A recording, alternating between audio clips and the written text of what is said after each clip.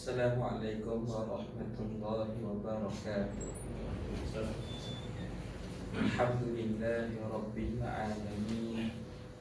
Wassalatu wassalamu ala asyrafil anbiya'i wal mursalin wa ala alihi wa sahbihi ajma'in. Subhanaka la ilma lana illa ma 'allamtana innaka antal alimul hakim. Allahumma rabbana iftah bainana wa baina qaumina bil haqqi wa anta khairul fatihin. Rabbi shrah li sadri wa yassir li amri wahlul 'uqdatam min lisani yafqahu qawli. Allahumma rabbi yassir wa la tu'assir. Allahumma rabbi tammim bil khair. Walhamdulillahi rabbil alamin. Kita sambung kembali kuliah bulanan kita. Kita menggunakan kitab Muqaddimah Aqidah Muslimin. Sambungan pada tengah hari ini muka surat 89.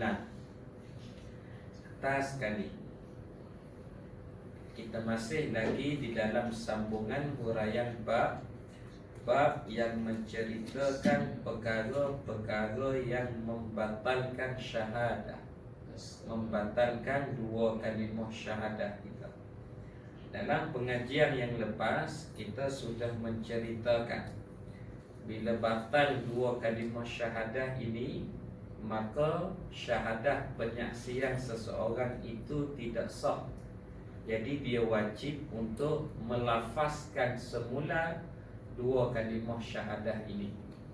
Kalau dia itu jahil dalam pengertian dua kalimah syahadah, tidak memadai dia sekadar mengucap, tetapi dia wajib kena belajar apa makna dan pengertian kepada dua kalimah syahadah.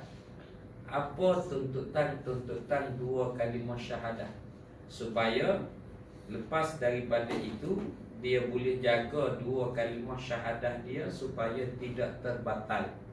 Macam kita lah, bila kita semayang dalam keadaan kita tak tahu benda tu batal, ada orang tegur kita, nah, kita perbaiki. Bukan setakat perbaiki, kita kena belajar pula tentang sah batal semayang, supaya kita tidak lagi buat perkara yang boleh membatalkan solat. Kita boleh jaga dan pelihara solat kita dalam keadaan baik. Maka begitu jugalah dua kalimah syahadah, kena belajar supaya seseorang tu boleh jaga dua kalimah syahadah ini dengan baik. Baik, kemudian dia sebut sebelum daripada ini ada beberapa perkara yang boleh merosakkan dua kalimah syahadah. Yang pertama, bertawakal kepada selain daripada Allah, bergantung harap selain daripada Allah. Yang kedua, tidak mengakui nikmat zahir dan batin adalah kurniaan daripada Allah.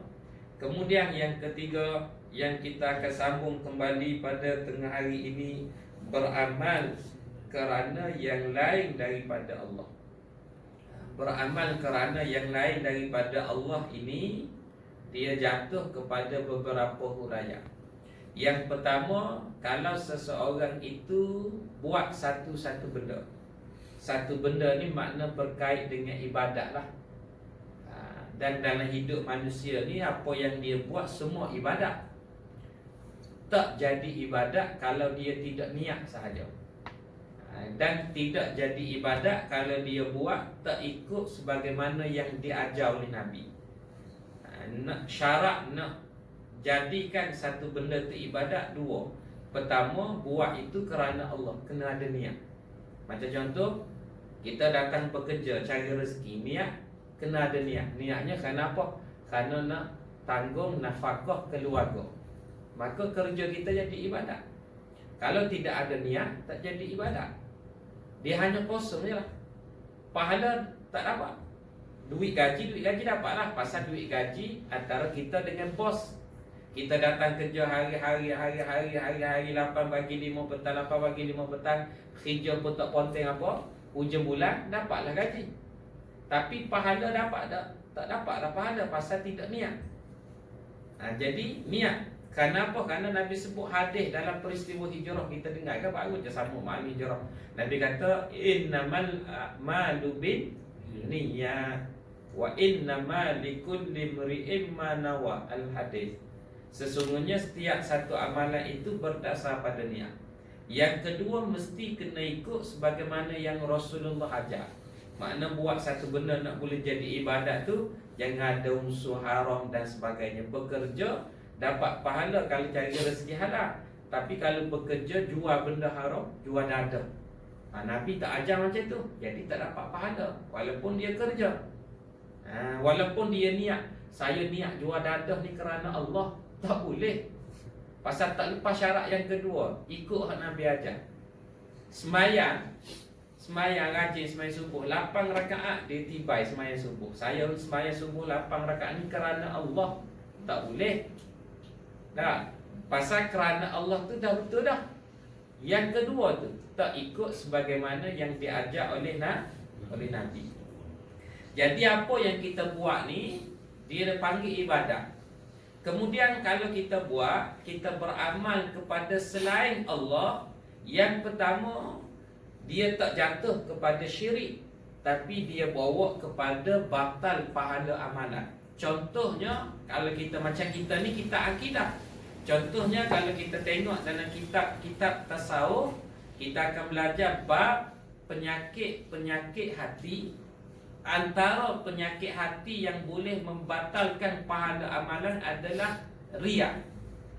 Riak tu apa makna riak? Riak ni kadang-kadang setengah orang ni dia salah faham. Riak ni apa?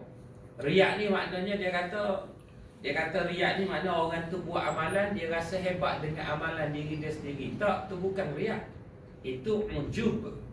Dia ada beza. Mudah kalau tuan-tuan, sahabat-sahabat sekalian belajar nak faham istilah gini je. Kalau kita buat satu ibadat, kita rasa hebat dengan ibadat kita. Hebat ni makna hebat, kagum.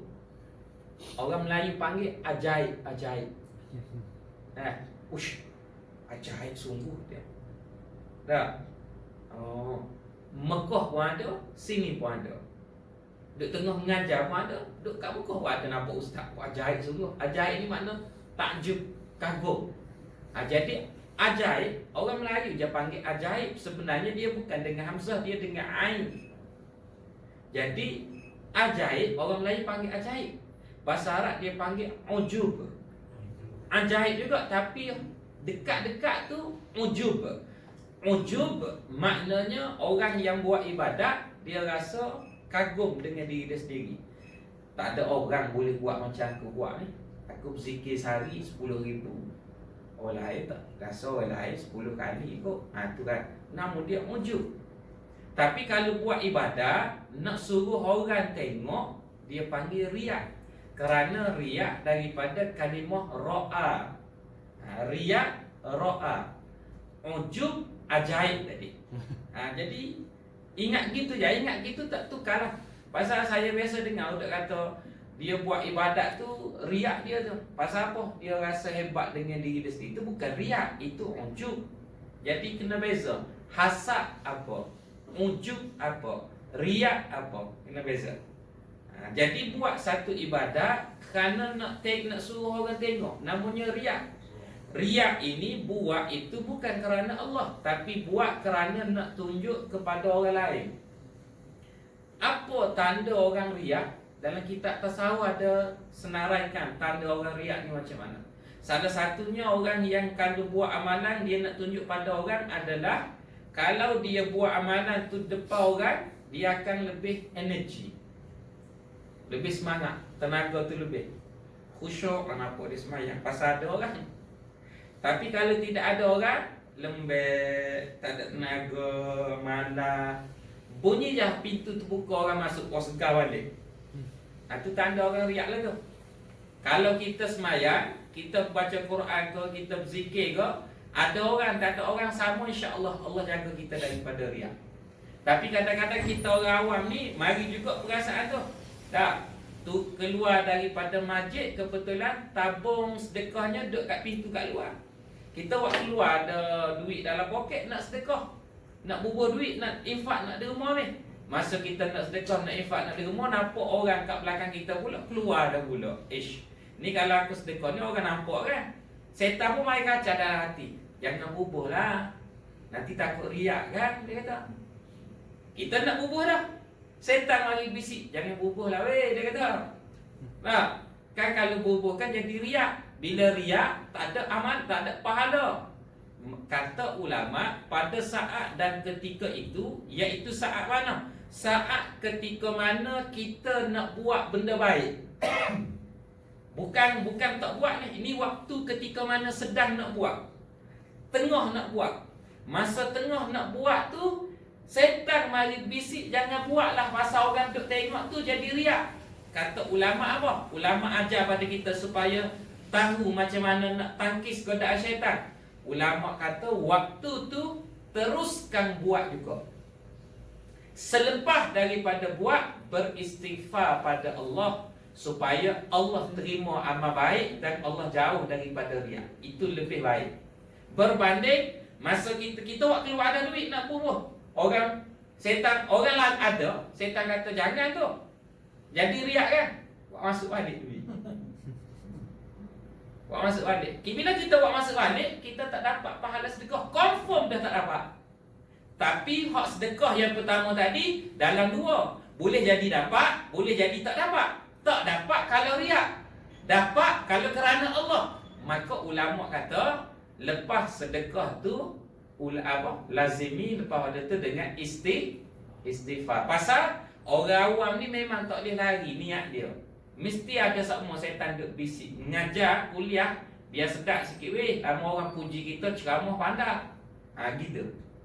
Sekali sembahyang sunat, sembahyang tu tenyih dahi dekat lantai sikit weh, biar hitam sikit. Orang kata kita kuat sembahyang. Orang awam ni ada semua duk lagi tu.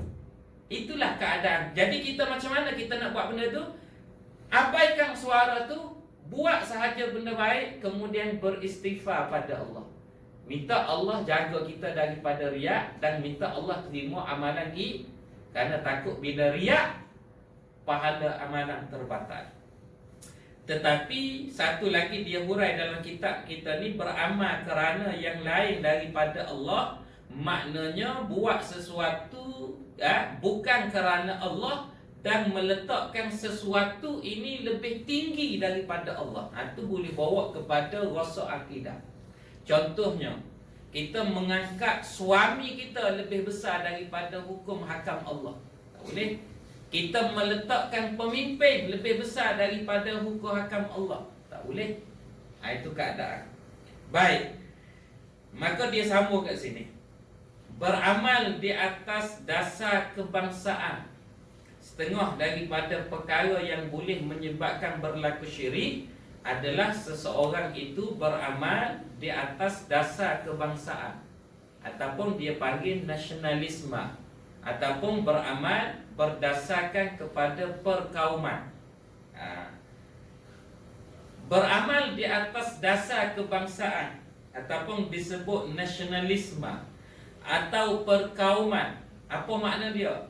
Bila mana dasar ini dijadikan sebagai tujuan hidup, berjuang kerananya, berucap kerananya, dan menyeru ke arahnya, ke arah kebangsaan dengan semangat asabiah.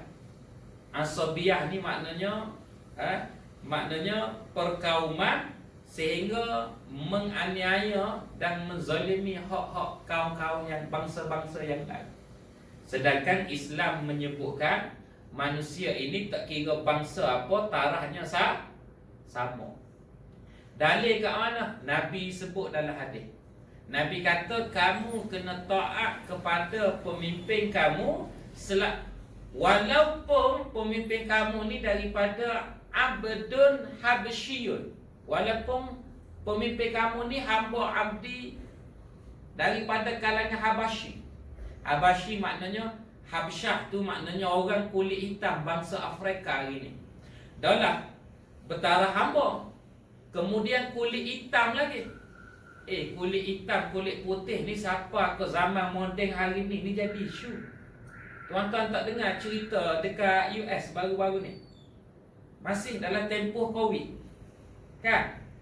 Orang buat demonstrasi, rakyat dia buat demonstrasi kerana anggota polis di US dia tangkap orang kulit hitam, dia pergi tekan dekat leher orang kulit hitam ni dengan lutut sehingga mati. Ada wanita yang merakam video, dia kata tolong lepaskan, walaupun yalah dia salah, kamu kan dah pegang tangan dia ni, dia tekan. Sehingga dekat US, walaupun dalam tempoh pasca Covid ni, duk tengah PKP, kan kalau kita tengok data harian yang mendahului tangga nombor 1 sekarang paling tinggi kesnya negara mana? Negara US lah. Itu pun rakyat dia bangkit protes. Pasal apa? Isu kulit hitam, kulit putih. Kalau dulu tara hamba ni jauh lebih rendah. Tapi Nabi ajar bila datang Islam, hamba boleh, tetapi hamba mesti layan macam ahli keluarga sendiri. Kalau tuan rumah makan nasi lauk ayam, hamba pun nasi lauk ayam juga. Islam ajar begitu. Tak boleh dibezakan tuan rumah nasi lauk ayam, hamba bagi nasi kuah kicap. Ikan-ikan tak ada, telur-telur tak ada. Pakat makan tak boleh. Jadi hamba mesti layanan sama. Bukan setakat tu. Hamba, Nabi sebut lagi, kalau diangkat jadi pemimpin bekas hamba, kena taat. Jadi manusia di sisi Islam ni darjat dia sama, tidak ada beza, sama ada bangsa Arab ataupun bangsa Ajam, sama sahaja. Cuma bangsa Arab ni dia ada beberapa kelebihan kerana Rasulullah ini daripada kalangan bangsa Arab. Dia ada kelebihan, beberapa kelebihan saja. Tapi umumnya di sisi Allah darjat sama. Tapi kelebihan lain, contohnya bangsa Arab, mereka lebih dekat dengan Quran kerana Quran itu bahasa Arab. Kalau Quran ni bahasa Melayu, lebih orang Melayu lah. Tapi sebab Quran itu orang bahasa Arab, kerana Rasulullah daripada kalangan bangsa Arab. Kenapa Quran ataupun Rasulullah diutus pada bangsa Arab, tak utuh pada bahasa Parsi? Kan zaman Nabi hidup kan, Rom Parsi kuasa besar dunia. Parsi yang agama menyembah Majusi, agama Majusi sebut api tu. Hari ini lebih terkenal dengan Iran, Parsi. Kalau Romawi, orang kata Itali, belah-belah Rom, Itali, bangsa Romawi. Kenapa Rasulullah tak bangkit dalam kalangan mereka? Kenapa tak bangkit daripada kalangan Parsi? Kerana sifat bangsa Arab ni jauh lebih teruk, jauh lebih tolol, lebih degil. Arab ni lebih tolol, lebih degil lagi. Maka Rasulullah dia bangkit untuk ubah ni. Cabaran-cabaran terima 23 tahun ni daripada berbunuh. Bala hak kecil lah, boleh bergaduh kabilah tu puluhan tahun. Isunya cabar-mencabar, tak boleh memperlekeh. Macam kita zaman kecil lah, orang main nama pok kita. Lagu mana? Tak, orang Melayu ni pantang main nama pok. Orang Melayu bila bergurau pantang main kepala. Ya, sentuh kepala ni pantang. Arab kalau gurau kepala ni pom dia pukul gitu je kawan-kawan dia. Orang Melayu pantang main kepala. Bukan setakat kepala, main nama pok pula. Sehingga dia ada gaduh nakal-nakal sikit, dia buat ni sebuah, dia kata ni pokmu ni pok aku. Ramai pijak dia kata. Punya nak gaduh. Kalau Arab jahiliah isu kecil lagu ni boleh bergaduh. Sama-sama kabilah boleh perang. Makan masa bertahun-tahun padahal benda kecil. Tu perangai macam tu. Rasulullah nak ubah tu lah. Rasulullah ubah Aus dan Khazraj di persaudaraan. Boleh berkasih sayang, akhlak jadi baik. Pasal apa? Pasal datang dengan Islam. Jadi poin nak sebut adalah manusia di sisi Allah darjatnya sama. Tapi dia kata yang berjuang kerana nasionalisme ni mengangkat bangsa tu lebih tinggi, lebih besar.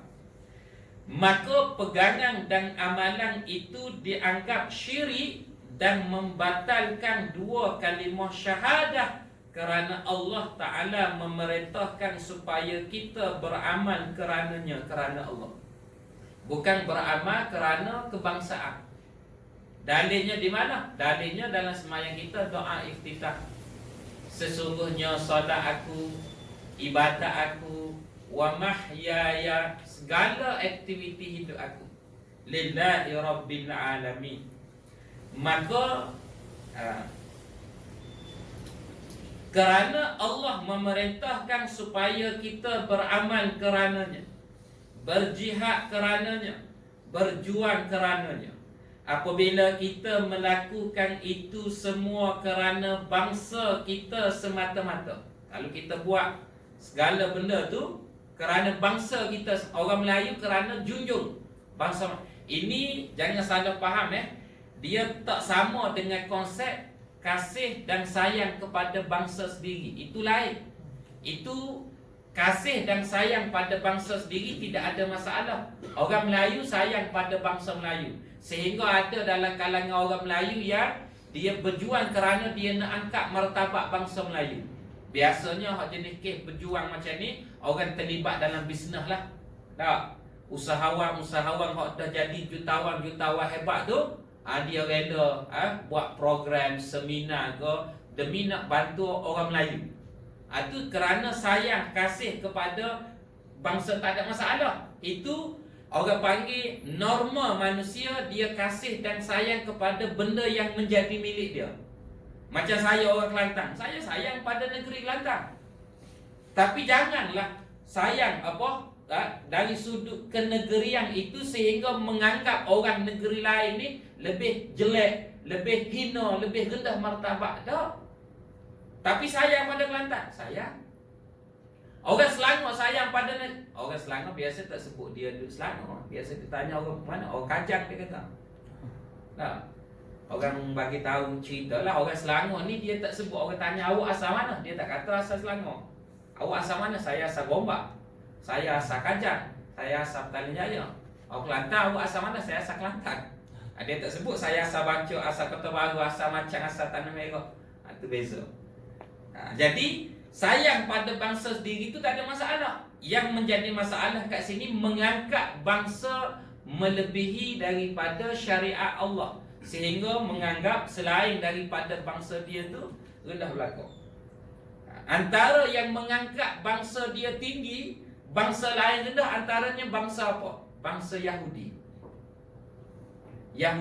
Sehingga menganggap dalam etikad mereka selain daripada Yahudi ini adalah rendah darjat dia. Itu tak betul.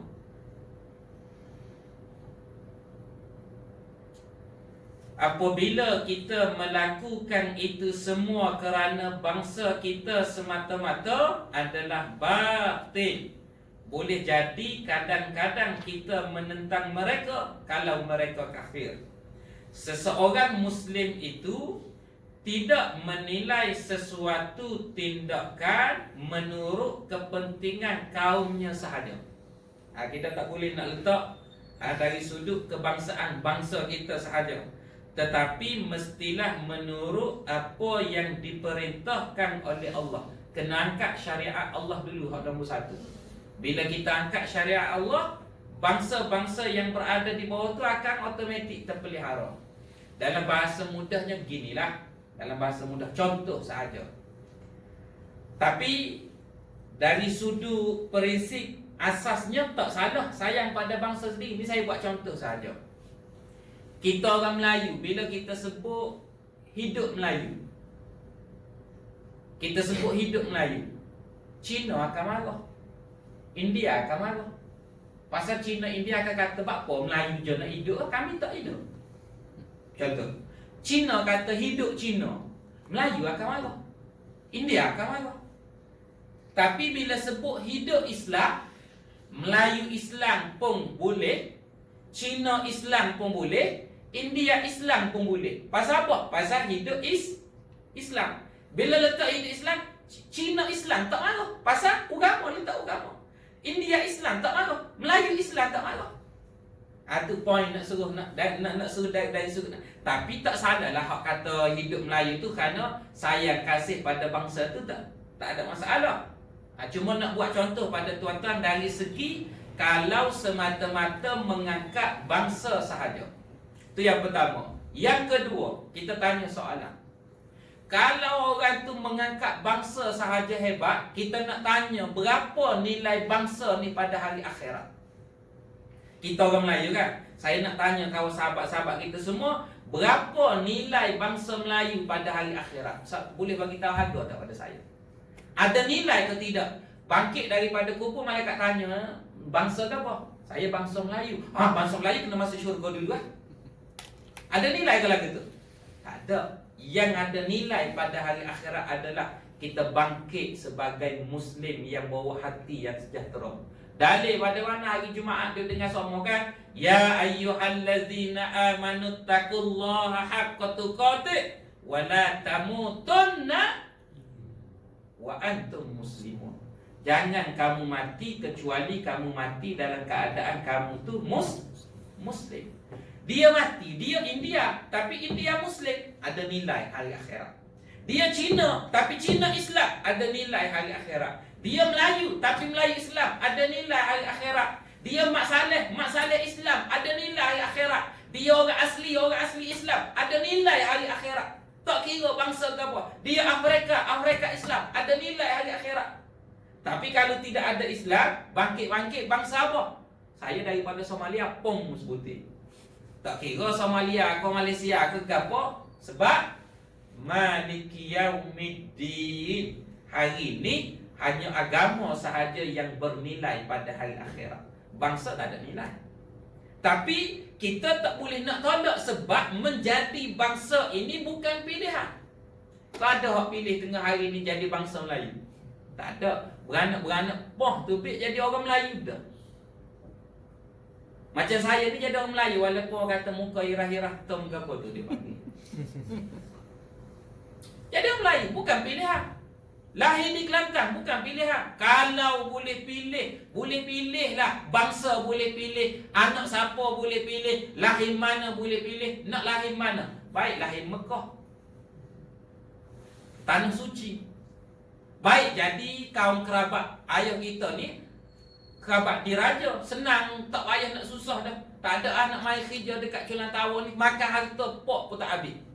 Baiklah tu, betul ke tidak? Kalau lahir jadi bangsa apa? Pilih jadi bangsa Bani Israel. Bangsa yang mempunyai rupa fizikal yang paling cantik sekali, nombor satu atas dunia. Kulit putih kemerah-merahan, hidung mancung, mata biru, rambut brown. Hak tu hak asli. Orang Melayu sebab nak jadi lagu tu, warna rambut lah, boh ke apa lagi kat celah mata ni. Contact lens dia panggil apa benda. Contact lens lah. Kulit hak macam-macam, letak blusher lah. Padahal benda tu bukan asli. Kita bukan pilihan. Termasuk menjadi bangsa. Jadi bangsa Melayu bukan pilihan. Dah Allah buat jadi bangsa Melayu. Tapi tidak ada nilai kalau semata-mata bersandar pada bangsa, biar ada agama ke atas. Tu hak dia hurai sebut. Sabda Nabi sallallahu alaihi wasallam, laisa minna man da'a ila asabiyyatin wa laisa minna man qatala asabiyyatin wa laisa minna man mata ala asabiyyah. Yang bermaksud bukan daripada kalangan kita orang yang menyeru ke arah asabiyah, ke arah perkauman. Nabi pun tak menyeru ke arah perkauman. Nabi mempersaudarakan atas dasar atas nama Islam. Bukan dari kalangan kita orang yang berperang di atas dasar asabiyah. Zaman dulu, zaman Nabi ni berperang kerana nak memenangkan kabilah. Nak suruh kabilah dia ni hebat, hak lain tu rendah duduk bawah dia. Kerana sifat keangkuhan. Sifat keangkuhan tu ada. Jadi bukan senang nak menjinakkan orang hak jenis manusia jenis angkuh begitu kan. Oh, kalau bui kita, kalau bagi pada kita tak lepas kita. Patutlah turun Muhammad bin Abdullah, manusia hebat, turun kepada orang hak begitu. Dengan manusia hak jenis angkuhnya, jenis sombongnya. dan bukan daripada kalangan kita orang yang mati di atas dasar asabiyah, atas dasar perkauman. Para sahabat Nabi sallallahu alaihi wasallam bertanya, sahabat bertanya pada Nabi, "Mal asabiyatu ya Rasulullah?" Apakah dia itu asabiyah itu wahai Rasulullah? Asabiyah tu gapo wahai Rasulullah? Rasulullah sallallahu alaihi wasallam menjawab, "Al-asabiyatu an tu'ina qaumaka 'ala zulmi." Yang bermaksud asabiyah itu kamu menolong kaum kamu di atas dasar kezaliman. Itu makna asabiyah. Zalim menurut Islam ialah sesuatu yang lain daripada hukum Allah, lain daripada syariat Allah, dikira sebagai zalim. Adapun dia kata perasaan kasih kepada bangsa dan kaum di atas jalan yang sebenar dan diizinkan oleh Allah tidaklah dinamakan asabiyah. Macam saya urai sebut tadi, kalau sayang pada kaum sendiri, ada perasaan sayang pada bangsa sendiri. Saya sayang sahaja, dia sayang sebab dia orang Melayu, dia sayang pada bangsa Melayu. Dia orang Cina, dia sayang pada bangsa Cina. Tapi dia tak adalah sehingga mengangkat orang Melayu ni lebih tinggi, orang kaum lain ni lebih rendah, lebih hina. Tidak. Dia sayang je pasal dia orang Melayu. Itu tidak ada masalah, tak dipanggil asabiyah. Begitulah juga halnya beramal kerana negara atau tanah air atau kenegerian boleh dianggap sebagai syirik. Sama juga dia kata, bukan setakat beramal kerana bangsa. Kalau orang tu beramal kerana kenegerian ataupun kenegaraan, boleh menjadi syirik jika sekiranya itu semua, sama ada negeri, sama ada tanah air, sama ada negara, menjadi matlamat amal seseorang itu. Jadi tempat tujuan utama, kosak utama dia. Dalam zikir-zikir ahli sufi, dia ada sebut satu kalimah zikir yang berbunyinya macam ni. Dia sebut ilahi anta maqsudi wa ridhaka matlubi. Sekali lagi saya sebut, ilahi anta maqsudi wa ridhaka matlubi. Yang bermaksud ilahi, wahai Tuhanku. Ada kadang-kadang orang sebut nama Allah, kadang-kadang orang sebut ilahi. Dia telah pergi kembali menemui ilahi. Ilahi itu daripada kalimah ilah. Ilah makna Tuhan lah. Nama kepada ilah, nama zatnya Allah.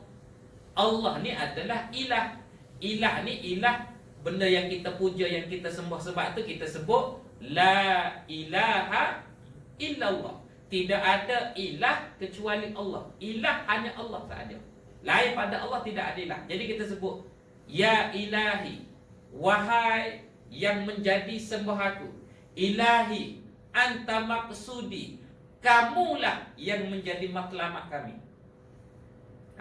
Allah sahaja, bukan bangsa, bukan negeri, bukan negara, bukan tanah. Waridhaka matlubi, dan redha engkaulah yang menjadi tuntutan kami, permintaan kami. Pasal dapat redha Allah, kira selamat dunia akhirat. Nak dapat redha Allah, kalau seorang anak kena dapat redha ibu bapa. Dia berkait dengan manusia juga. Nak dapat redha Allah, kalau seorang isteri kena dapat redha suami. Dia berkait dengan manusia juga. Kalau seorang isteri dia meninggal dunia dalam keadaan suami dia murka kepada dia, maka murka Allah jugalah ke atas dia. Sebab tu jadi seorang isteri, apa dia nak kena buat? Memastikan suami dia reda pada dia. Jadi seorang anak, apa yang kita kena buat? Memastikan mak ayah kita reda pada kita. Walau jahat buruk macam mana sekalipun mak ayah kita. Hak jahat buruk dia lah. Tapi kita sebagai anak wajib kena buat ihsan, wajib kena buat baik, wajib kena taat, kecuali arahan yang dia beri bercanggah dengan perintah Allah. Ketika itu kita mengangkat Allah lagi tinggi daripada mak. Sama juga sayang pada negeri, sayang pada tanah air, sayang pada negara, sayang. cintai tanah air, hashtag Malaysia prihatin ke apa benda tahu ni. Malaysia prihatinlah, sejahtera bersama Malaysia lah. Sayang pada tanah air, sayang pada negeri. Tapi jangan sehingga melanggar syariat Allah. Tidak jadi matlamat amal orang tu. Matlamat dia Allah. Malaysia hanyalah sebahagian kecil daripada muka bumi Allah. Hanya sebahagian kecil daripada muka bumi Allah.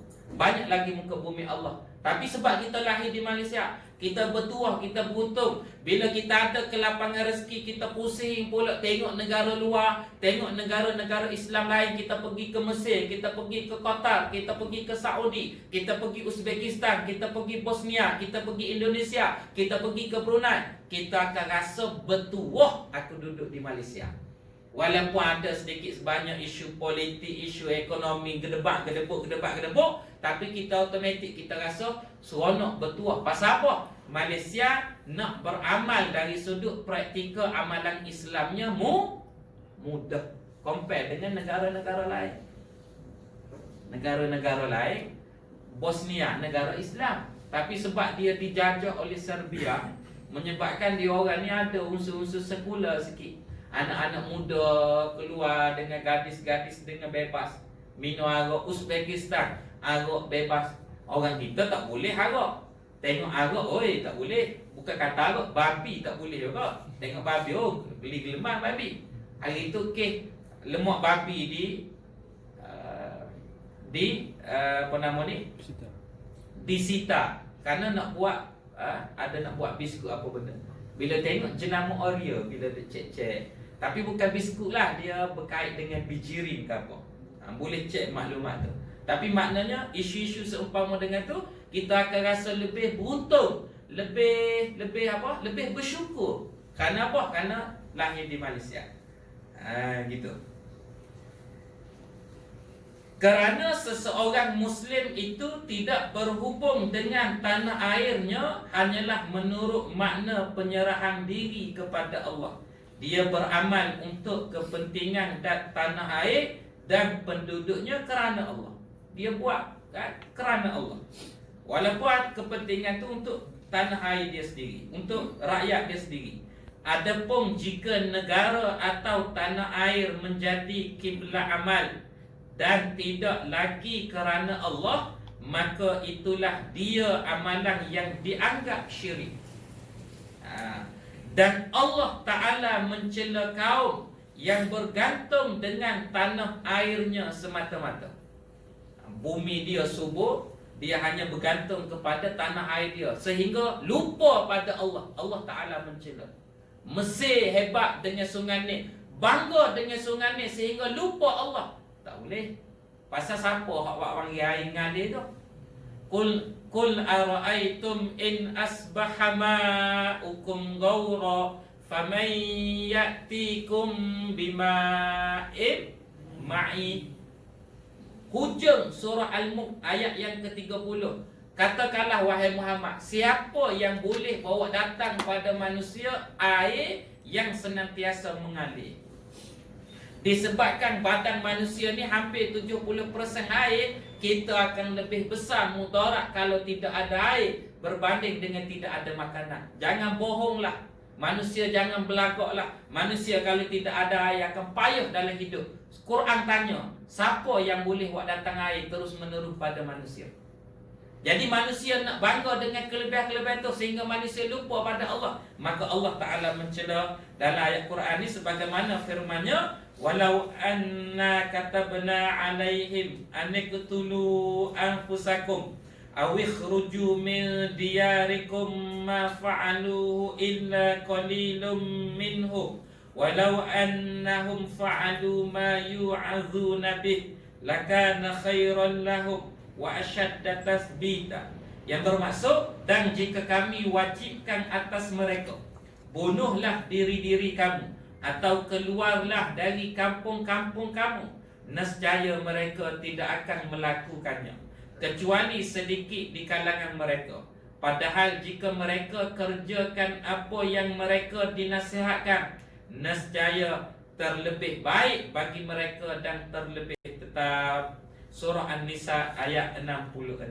Yang keempat, setengah daripada perkara yang membatalkan dua kalimah syahadah, memberi hak secara mutlak kepada yang lain daripada Allah dari segi mengadakan hukum syarak. Kita sambung kuliah yang akan datang, insya-Allah. Mohon maaf terkasar bahasa terlebih bicara. Panjang umur dan rezeki. Kita jumpa kembali. Assalamualaikum warahmatullahi wabarakatuh.